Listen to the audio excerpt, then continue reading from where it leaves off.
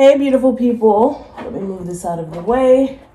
Welcome back to another life-altering, life-changing installment of Tea Time with Ayek. We don't always drink tea, but please believe when you come on this channel, we are going to be spilling the tea. My name is Ayek Ntekum, and I moved to Nigeria completely 4 years ago, December 2016. If you're new to the channel, that's the gist of it. If you've been here for a while, then you already know.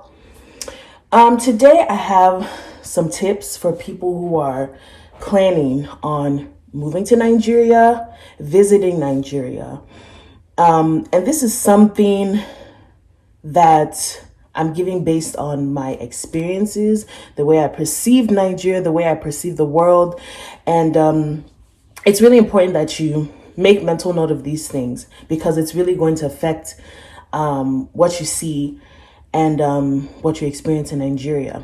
First and foremost, I think almost everybody in the diaspora, the Nigerian diaspora, can relate to this. We tend to have a very utopian perception of Nigeria. We think Nigeria is this perfect place that's problem-free because we only spend 2 or 3 weeks there.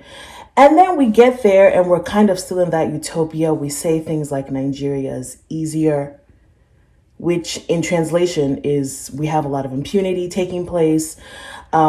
We say this, that, and the third, whatever. We still have that utopian perception. I had that utopian perception. I came into Nigeria and I thought a lot of the challenges or issues that we had were things that were, a part of the country's charm. In a lot of ways, I think that's like the best way to explain it. So because I was so bent on protecting Nigeria, I struggled with accountability. And I think I want to believe that's the case for most of us within the diaspora.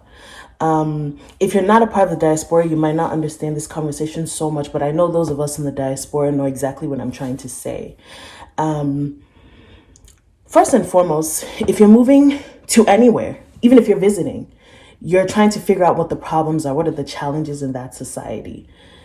If you're moving to Nigeria, you need to find out what the problems are, what the challenges are in our society, and what you can do to contribute based on your skills, based on your network, based on what you do. Even if you're going to Nigeria to plant grass, there's still a role you play in addressing the social issues, the issues that we have in Nigeria. Number 2, I know you want to put the Nigerian flag in your bio, and I love it. You're a patriot. Any patriot is going to hold their country accountable in one way or another. I know there's the concern. We think, okay, they're going to get into our social media. Oh, I'm not political. I'm not extreme. Well, guess what?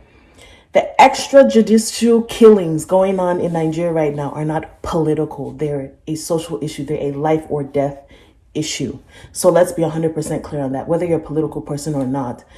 Impunity is impunity, right? Injustice is injustice. Police brutality is police brutality, period. If you're an influencer that's coming to Nigeria in December for Dirty December, you want to do your 10-part vlog.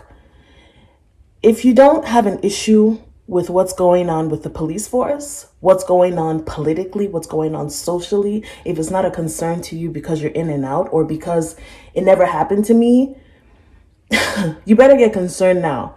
Because this time around, we're not watching vlogs of people who think Nigeria is an aesthetic and not a country filled with 200 million people. You want to go to Balogun Market to take your aesthetic pictures and show the nice, wonderful market women and the hot and popping restaurants and the fine boys, the Yoruba demons, the Igbo angels, etc. But you're none the wiser to the issues. They're of no concern to you. They better start becoming a concern because guess what? If we all don't band together, that's Nigerians on the continent, that's those of us in the diaspora, there's not going to be a Dirty December to enjoy. That sounds like a lot, but it is a lot. I'm calling on all of my friends in the diaspora, even if you're the only Nigerian where you live, share, repost, tweet, ask questions, WhatsApp, forward WhatsApp messages.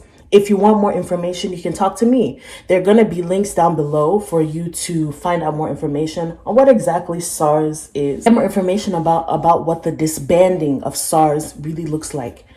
I'm going to put information about the gender-based violence associated with police brutality, the gender-based violence even associated with some protests that are going on right now.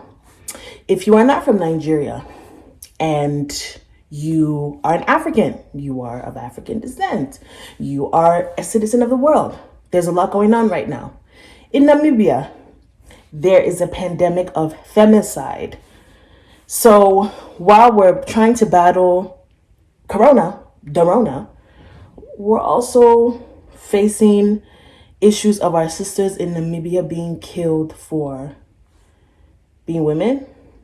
They can't go check the mail. They can't go to the market. They're afraid of the police officers killing them. They're afraid of some random guy killing them, their partners killing them. There's a lot going on. And I firmly believe that these are the birthing pangs of something better for our generations to come. You know, my birthday is next week, and I've just kind of like been reflecting on how the past has been and what I'm looking forward to. And more, all I keep thinking about is, what kind of world will my children live in? What kind of world will my generations live in? When you start thinking like that, things start to change, okay? Because to be fair and to be quite frank, if a lot of our older generation cared about how this generation would live, so many things would have been different. I'm also calling specially to those of my brothers and sisters that believe in God, that love God. If you think for a second that Jesus was doing peace be with you at the face of injustice, it's because your Bible is collecting dust. If you think that this is something you can just pass off to the next people, pass off to the world people, you're deceiving yourself. Big deception. Now, it's not too late. My recommendation, because this is what I'm personally doing in my personal Bible study, I have been reading Joshua. I've read, picking chapters to read as they come to me, but I'm reading Joshua. What did Joshua do? How often did he consult the Lord? When he didn't consult the Lord, what happened? How, the ins and outs. It's very important. As we're doing our physical protest, our physical fights, we need to be covered spiritually.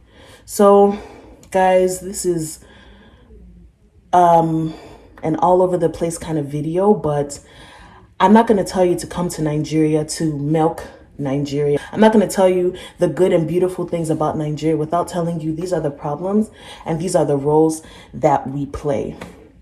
You're not too small. You're not a nobody. You're not too big. You're not too far up to help. You are created for a time such as this, for these reasons, and we have to do what it takes. I love you guys so much, and I thank you so much for just hearing me out and constantly supporting what we do here. And if you have any more questions, you have anything you want to talk about regarding the issues I've presented in this conversation, send me a DM, comment below, send me an email, any of the above. And I will see you guys next week. Have a wonderful, wonderful week ahead. And SARS must end. And we're shutting it all down. Period.